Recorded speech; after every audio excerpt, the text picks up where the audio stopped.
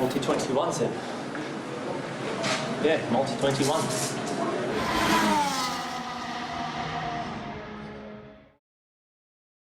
Bonjour à tous et bonjour à toutes et bienvenue sur Multi 21 pour la review de ce Grand Prix du Portugal, troisième manche du championnat du monde de Formule 1 2021. Je suis avec Pierre Meslay, salut Pierre. Salut Clément. Et oui, bel accent portugais. Donc un Grand Prix qui nous aura donné un résultat assez classique, on va le dire sur le papier. Hamilton devant Verstappen, devant Bottas. Et pourtant, ce résultat ne rend pas bien compte de ce qui s'est passé en tête de course, puisqu'on a eu une belle bataille entre les trois hommes, avec un Valtteri Bottas notamment très incisif au départ et très malicieux à la relance après le premier drapeau jaune. Tout à fait, tout à fait. Moi j'avoue que il m'avait déçu sur les Grands Prix Bahreïn et d'Émilie-Romagne. Voilà, on sentait qu'il n'était pas trop dans le truc. Là, il était présent, donc ça faisait du bien de le revoir aux avant-postes. Il a plus galéré face à Hamilton et Verstappen dans la gestion des pneus. Faut aussi rappeler que chez Mercedes, au niveau de la gomme la plus dure, les seuls pneus qui leur étaient alloués pour la course, c'était des pneus avec lesquels ils avaient déjà tourné. Tout à fait. Bon, peut-être que là-dessus, Bottas est moins bon en gestion que peut l'être Hamilton. Après, il faut aussi rappeler qu'Hamilton était à ce moment-là en tête. D'une certaine façon, il avait le clean air. Bon, même si il remontait comme une balle sur Pérez. Pérez avait des pneus morts, donc Oui. voilà. Et puis on a vu sur les pneus d'Hamilton qui étaient justement, tu l'as dit, dans un air assez frais, déjà un début de blistering sur cette gomme. Alors bien évidemment, Valtteri Bottas qui était dans la bataille, c'était encore plus dur pour lui. On sait que les Mercedes, dès qu'elles sont un peu dans le trafic, les pneus prennent beaucoup d'un seul coup en termes d'usure. Et c'était un peu dur pour lui. Mais sur cette course, tu sais, moi j'ai vu beaucoup de gens parler de Valtteri Bottas qui n'avait pas été assez incisif sur la défense sur Lewis Hamilton, parler de Lewis Hamilton qui était vraiment magistral en termes de dépassement, d'abord sur Verstappen, plus sur Bottas. Il était Magnifique sur Bottas, vraiment c'est plein de panache. Mais j'aimerais qu'on parle ensemble de Max Verstappen, parce que moi je trouve que celui qui est vraiment à blâmer sur cette course, c'est Max Verstappen. On est au troisième rendez-vous du championnat du monde. Alors oui, il a gagné en Émilie-Romagne, mais à Bahreïn, il avait déjà fait des erreurs en doublant en dehors de la piste et il avait dû rendre la place à Hamilton. Là, je trouve que ce soit en qualification avec son tour annulé à cause des track limits ou en course où il perd le meilleur tour à cause des track limits encore, bah c'est trop de petites erreurs pour se battre. On sait que pour battre un Lewis Hamilton sur une saison, il faut être irréprochable. Et moi, je trouve et Mercedes. Et Mercedes encore plus, surtout que Sergio Perez n'est pas encore au niveau, mais même si ça commence à arriver. Et je sais pas toi, mais moi je trouve que sur cette course-là, bah, si Verstappen avait tout fait parfaitement, elle était pour lui, entre la pole et la course, parce qu'il avait le rythme, mais qu'il a fait trop de petites erreurs et que ça s'est payé cash face à Mercedes. Je suis d'accord avec toi. On en parlait un petit peu en off. Ça va peut-être jouer. Ça va peut-être jouer sur la fin du championnat. Voilà. Je pense que la pole, il était tout à fait capable de l'avoir. Ça, c'est la première chose. Il rate le point du meilleur temps, comme tu l'as dit, en sortant des limites de la piste. Après, c'est un petit peu hypocrite de sa part, mais ça fait partie du personnage de dire oui, mais il y en a plein qui sortent des limites de la piste. Faut pas oublier que Verstappen, quand même, il en est pas non plus à son coup d'essai. Moi, je me rappelle un certain Grand Prix des États-Unis où il avait fait dans le dernier tour un super dépassement sur Raikkonen, Tout si à je dis fait, pas de tout à fait. bêtises. Mais pareil, c'était en dehors des limites de la piste.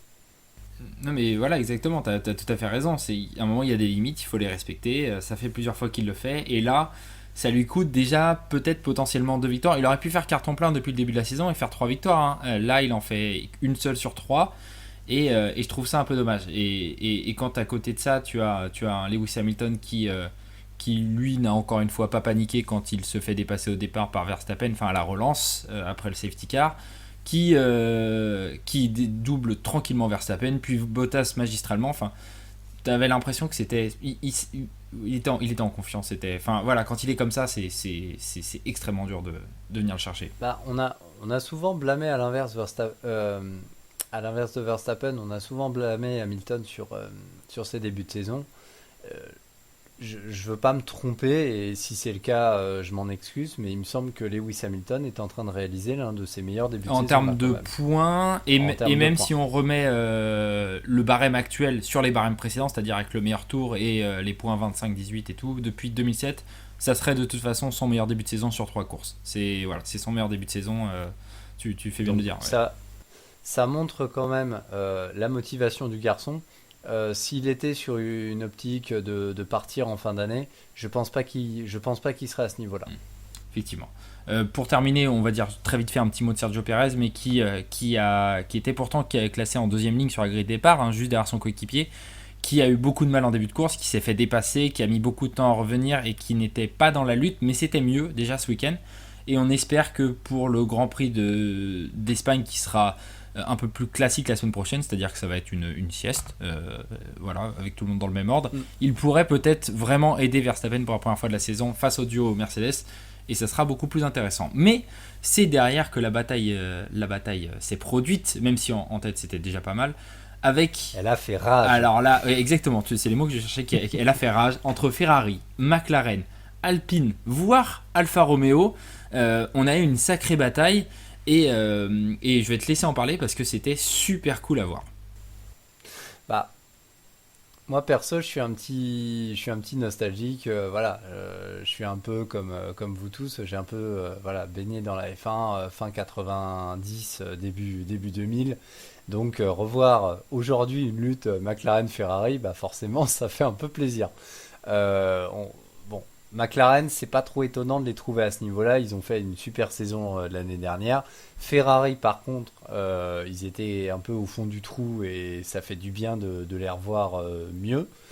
Un peu déçu par la prestation de Sainz, qui avait du mieux par rapport à Leclerc, enfin qui était mieux par rapport à Leclerc en début de course. Ouais, je pense qu'il voilà, il a peut-être eu du mal à gérer la dégradation des pneus en fin de course, parce qu'il s'est vraiment fait déposer un peu par tout le monde. Dommage. Bon, il aurait mérité d'être dans les points, mais bon, voilà. Ricardo bah, ça va un peu mieux, mais il n'est pas encore au niveau de Norris. Mais par contre, ses passes d'armes, c'était vraiment sympa, quoi. Une danse qui a été menée au début par Ocon sur l'Alpine. On a enfin vu Alonso faire un dépassement pour les points, et ça c'était plutôt sympa, plutôt que ce soit un truc donné sur tapis vert, j'aurais tendance à dire. Donc voilà, moi franchement ça m'a bien plu. Il y avait Gasly qui était là également en embuscade. Bon, on a senti l'Alpha Tauri un petit peu en retrait. Euh, mais voilà, on sait que d'une course à l'autre, entre McLaren, entre Ferrari, entre Alpine, euh, et peut-être derrière Alpha Tauri et Alfa Romeo, ça peut venir jouer les points, on va dire à peu près de la cinquième place. C'est ça, ce que tu fais, ça va faire écho à deux choses que je veux dire. La première, c'est que Ricardo, Alonso et même Stroll ont fait un premier relais sur leur train de pneumatique qui était extraordinaire, qui était d'une longueur, je sais plus combien c'est de tours, mais je pense qu'on était vers les 25, non vers les 45 tours à peu près pour les trois. C'était des super relais, mais on sait que Daniel Ricciardo, Fernando Alonso, Lance Stroll, c'est des pilotes qui savent gérer des pneumatiques sur la durée, donc ça c'était pas étonnant. La deuxième chose, c'est tu parlais de cette bataille qui va avoir lieu pour la cinquième place à chaque Grand Prix entre McLaren, Ferrari, AlphaTauri, Alfa Romeo et Alpine. Et moi j'ai l'impression que dans cette bataille, déjà on écarte Aston Martin, et vraiment sur ce week-end là où on était sur un circuit où le vent arrive très facilement, on avait une voiture très instable, que ce soit celle de Stroll qui avait les évolutions ou celle de Vettel qui ne les avait pas. Alors même si Vettel sur ce début de saison est très en deçà, hein, et donc on ne sait pas exactement où le situer, mais Stroll qui était plutôt bon sur les deux premiers week-ends, là avec les Evo ça n'allait pas du tout dès qu'il s'est retrouvé dans la lutte.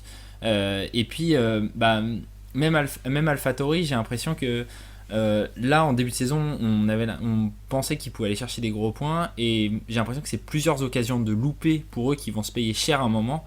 Ils peuvent y aller, ils peuvent aller chercher des gros points, mais là Tsunoda était bien trop loin. Euh, on a un Pierre Gasly qui se démène comme un beau diable pour aller chercher un seul point de la 10ème place. Donc finalement, bah, après 3 grands prix, AlphaTauri c'est la 6ème place seulement. C'est juste devant Aston Martin qui ne va pas très bien et c'est derrière. Enfin, c'est pour l'instant devant Alfa Romeo, mais Alfa Romeo a eu beaucoup de circonstances de course contre eux sur ces 3 premières courses. Donc, moi j'ai un peu peur pour AlphaTauri là et pour Aston Martin encore plus pour la suite de la saison. Oui, à voir. Après, ça va dépendre notamment des évos qui Oui, vont être apportés tu fais bien de le au dire. fur et à mesure. Alpha Tauri, ils peuvent démarrer très moyennement et ça peut pousser très fort en fin de saison. Ouais. Tout dépend aussi du Honda, comment est-ce qu'il va évoluer, parce qu'il y a ça à prendre en compte. Hein. C'est que là, Tout à fait. Honda arrive avec toutes les Evo, mais tout d'un coup, pour que tout soit finalisé fin 2021 avant le gel des moteurs. Donc forcément, il y a des moments où ça passe et d'autres où s'il y a des ratés, il faut que ça rentre en compte aussi. Effectivement, il y aura une montée en puissance. Et après, il faut pas se leurrer, compte tenu de ce qui devrait se passer. Priorité à Red Bull et Alpha Tauri viendra après, je Oui, pense. tout à fait, effectivement.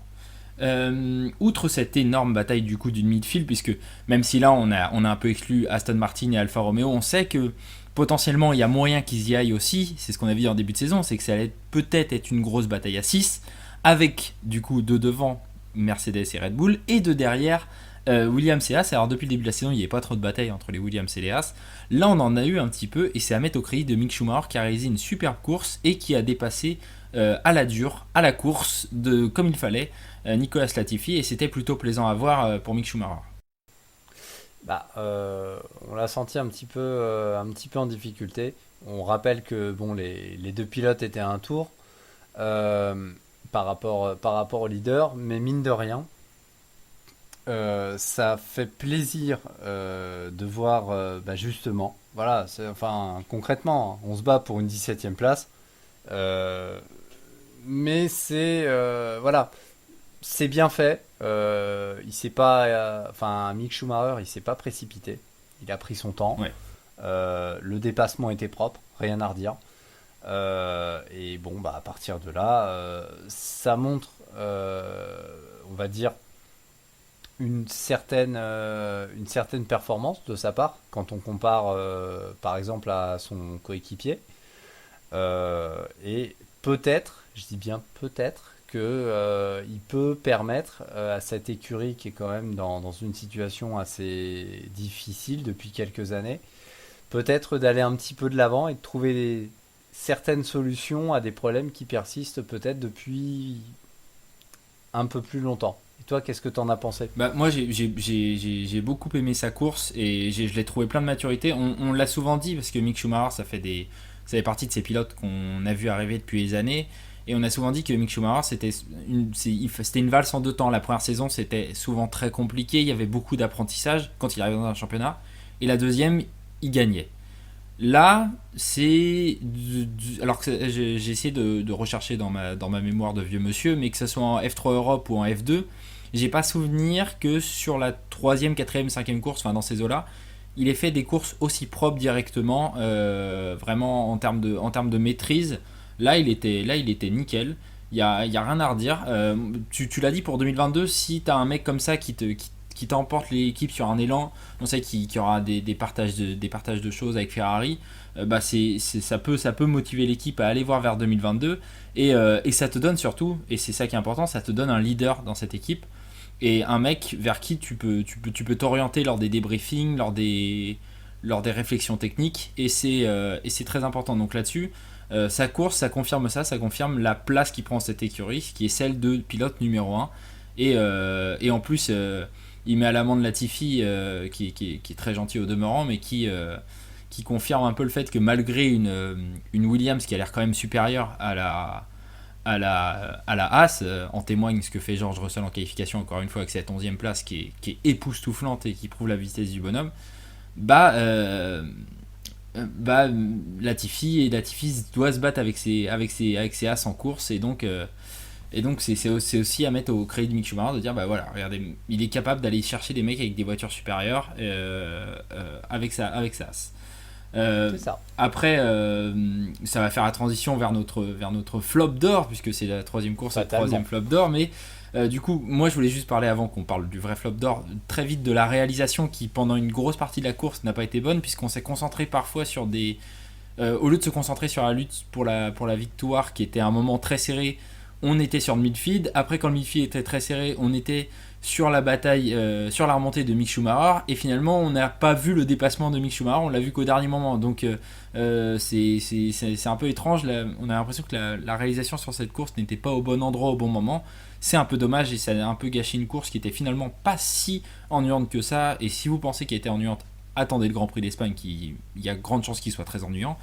Mais voilà, c'était le petit point. Par contre, le vrai flop d'or, je vais te laisser en parler, c'est Nikita Mazepin. Oui, alors après... On l'avait jamais mis flop d'or pour l'instant, hein, on tient à le préciser. On a mis 2 fois Vettel, là, ce coup-ci, il pouvait pas y échapper.